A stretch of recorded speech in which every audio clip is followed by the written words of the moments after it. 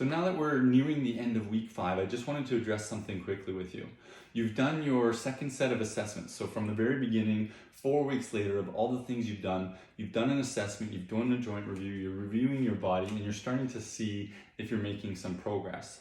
Also, with the awareness practice that we're building, with the mobility routines, the flexibility that you're starting to implement, you should be starting to notice that you're probably tight or tighter in some areas of the body and a little bit more flexible or less pain in other areas of the body.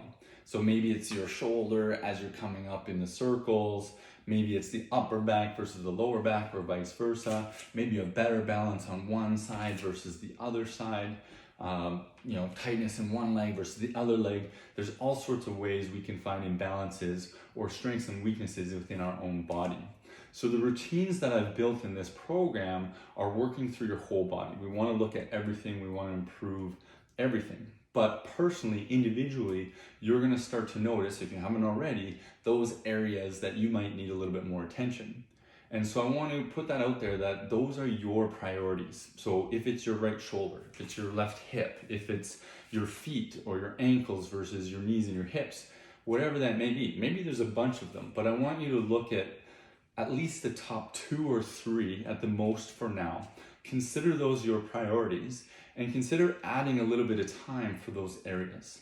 So still follow those routines, still work through the whole body, still do the things that I'm outlining for you to do, but I really encourage you to spend a few extra minutes per day or a few extra minutes at the end of each routine to work on your priorities. So again, you should be building that awareness through these assessments. You should start to see that and you can decide what that is. So stick with it. If it's the shoulder circles that are the struggle for you, work on those. Work on the chest stretches, work on the shoulder stretches, maybe the lat stretches.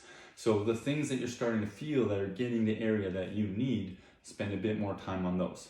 So stick to the routines. I'm not going to change anything specific because each person is going to have their own individual thing, but that's what I'm putting out there. Is look at yourself, look at your own body, look at that assessment that you're doing, figure out your top 2 or 3 priorities, and start to spend a few minutes extra per day in those areas.